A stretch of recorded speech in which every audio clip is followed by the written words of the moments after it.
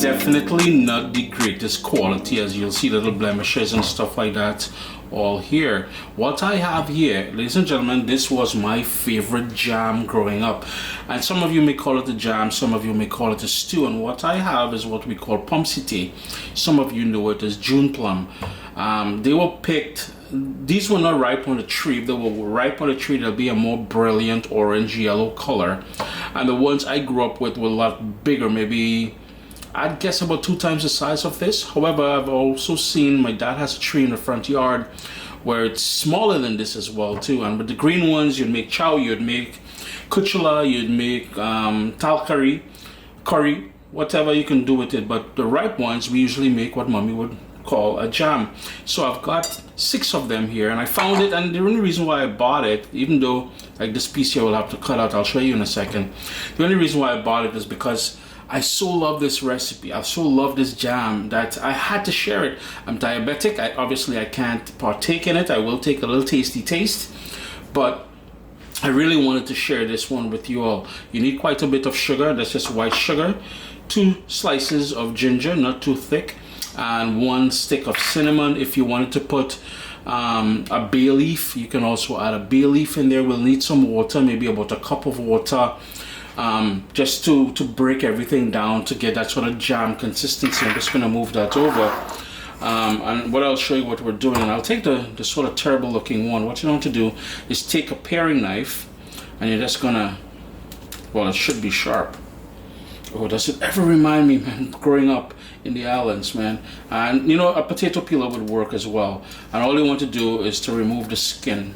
Yeah, the skin will have a sort of a bitter taste that I never appreciated.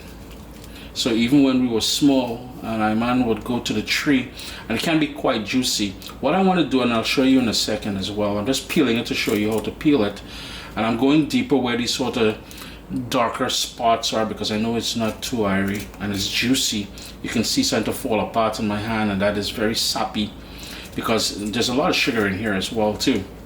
I will cut one open. There we go. We'll give it a rinse. But what I want to impress on you to do, if you can, is to cut them in half first and then peel it, and I'll show you why. Now, typically, you know what? We don't even need to do that. You can leave it whole as it is here, but typically it would break down. I've never used the imported one, and I know sometimes the imported ones tend to take on a different sort of consistency. But I'll show you how to cut them up, to cut it in half. The seed on the inside is spiky, so we're going to make it with the seeds, but you can take it out when the jam is all done. You can remove the seeds and sort of core of the pit, but we like sucking on that as well. So I remember that was part of the whole appeal of it, even though it was spiky. So just give me 1 second, let me clap here a bit, and I'll show you something. So I've got my knife. I'm just going to sort of cut down, and then I'm going to use the base of my arm, my hand here, and then I'm going to knock it all the way down, and you can see the seed on the inside. By cutting them in half, it's going to allow it to break down faster in the jam. So now I will go ahead, yeah, and just peel the skin like I did earlier there. But again, it's optional if you don't want to have to hammer to cut them open. And you know, if this was truly ripe off the tree, I wouldn't be able to cut them in half, because this would be pure mush. This would have been picked green, and on the way to Canada and in the store it would have gone ripe. So while it does smell like Pommecythere and everything else, like the sort of smell and the sort of stickiness and everything else, I am sure the if it were ripe on the tree, it would be totally different. Yeah.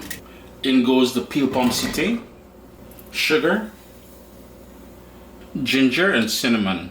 Now, typically, if you were doing this with freshly harvested, ripe Pommecythere off the tree, there wouldn't be the need for water. It would be so juicy that you didn't need the need for water. It will spring out, and this typically will spring out just a tiny bit more, but I know the inside is very firm, which means it's not fully ripe. So I'm going to turn on my stove now. Medium flame. We're going to bring that up to a boil, then we're going to reduce it to a simmer. I want to give it a pinch of salt, so remember, a pinch of salt as well, less than maybe quarter of a teaspoon of salt. and we're gonna let that simmer until it breaks down and it gets to the consistency of jam. It will only take about 2 minutes with the lid on for it to come up to a boil. Just gonna hit that a stir. Be mindful, you put a lot of sugar in there, so you don't want that touching your skin at all, yeah? And again, if you wanted, you see this is the one I left whole just to show you all for reference later on. You don't want that touching your skin because that will be very hot, yeah? The bay leaf, yes, you can add that bay leaf in there. It'll give it a lovely little flavor. And the reason why I didn't grate the ginger in there is, and I put it as a piece of a ginger, is because I can fish it out later when it's all done. So too, the cinnamon stick. I'm gonna cook it now on a low simmer with the lid off, and just let that cook all the way down until it breaks down and gets nice and thick. It's been about 35, almost 40 minutes. I've added another cup of water, so 2 cups of water in total, and you can see it's not really breaking down. Again, I mentioned this earlier in the video, these were not harvested ripe. If they were harvested ripe, this would have all fall apart already. It's getting the color and everything else, it's just that it's remaining firm. So rather than jam, we may just end up with stewed Pommecythere, but it will have the flavor and taste and everything else of the Pommecythere and the jam that I grew up enjoying. I'm going to allow it to go about 25 to 30 minutes more. I'm just going to turn my heat down just a tiny bit more because I really want to try and break it down a little bit. I may even go in with a potato masher and try and break it, but it's still firm.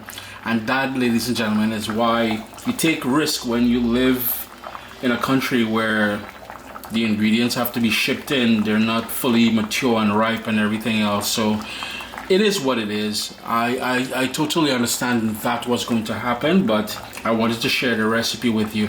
If you were using ripe off the tree Pommecythere, this would be ready by now. It'd be nice and thick and falling apart and everything else.